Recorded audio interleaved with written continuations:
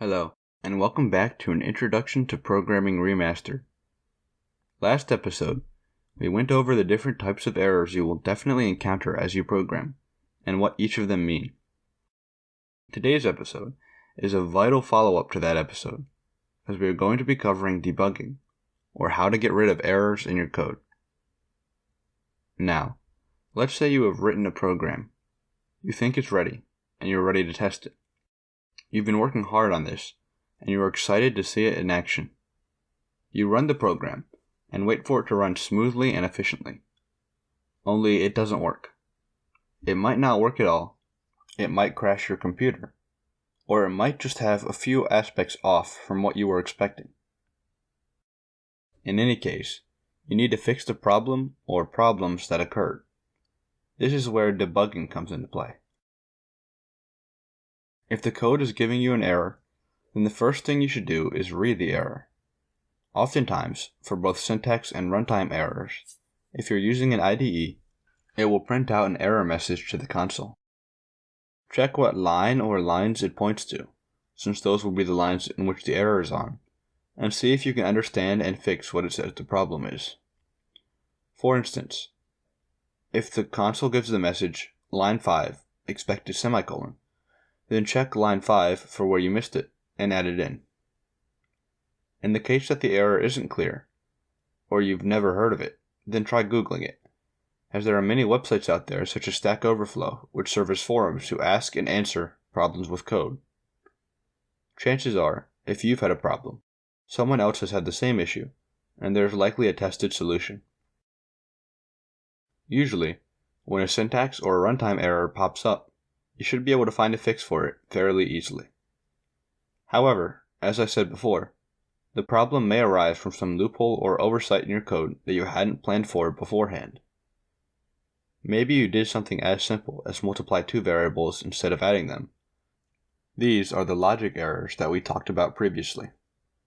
Logic errors usually won't have red text show up to explain to you what went wrong, as the computer can't anticipate how you intend for your code to function. It can only interpret the code that you gave it. And if that code doesn't raise any syntax or runtime errors, then your computer considers it to work just fine. Because of this, you're going to have to track down and fix logic errors yourself. So how exactly do you go about doing this? Well, there are a few different strategies that you can use in order to track down and fix a logic error. First, you can use print statements and the console in order to determine where the code is going wrong. Imagine you have a conditional statement that will run one segment of code if an integer x is greater than 5, and will run another segment of code if not. If, in your program, x is supposed to be greater than 5 when the program reaches this conditional statement, but for some reason the program is still printing out x is small, you could use a print statement to help. For this problem specifically, you could place said print statement before the branch of the conditional that would print the value of x. Now, when you run the program, you know exactly what the computer is thinking. Printing out the value of x just before the if-else statement will let you know if the variable has the value you want it to have. And if it doesn't, you know that somewhere above the conditional statement, something went very wrong, and x was set to a value you didn't want it to. Now that we know what the problem is, we can track down where and when in the code we modify x in order to solve it. It may help to add in periodic print statements that keep track of the value of x after every block of code that has the potential to change x's value, as well as some information about what line the value is being printed from, or anything else that would help you determine the specific line that is causing the issue. IDEs will generally also offer a debug mode, in which you can track specific variables throughout your program's runtime. This can be very useful for determining what conditions led to the bug. In this situation, it may also be helpful to use breakpoints.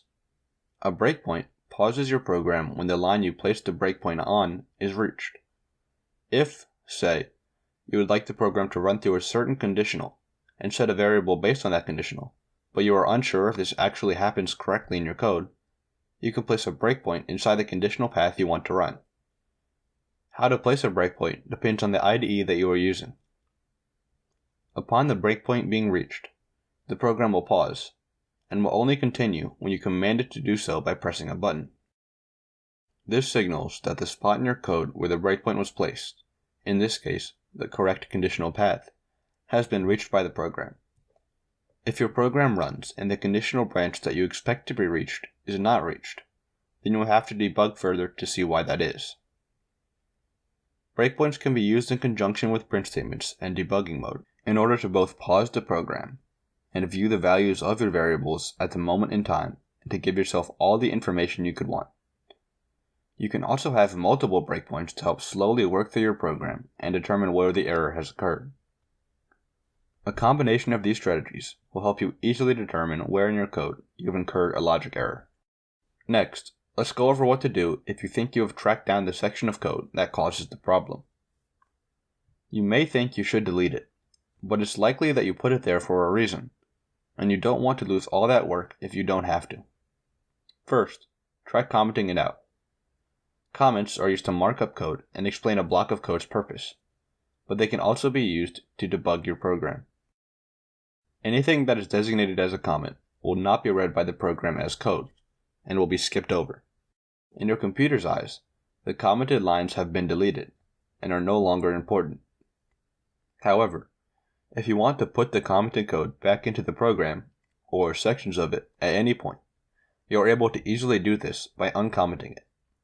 The syntax for comments varies from language to language, but it usually involves placing some symbols before or around the code you would like to be commented. Examples of how to comment in different languages can be seen on screen now. Also, when you comment something, the IDE will give those lines of code a different color from the rest of your program, making it extremely easy to determine what's a comment and what's not. If a problem is present before you comment a section of code, but it is gone afterward, then that section of code is likely the culprit. If you comment part of code out and there are still issues, then move on to another section until you find the culprit.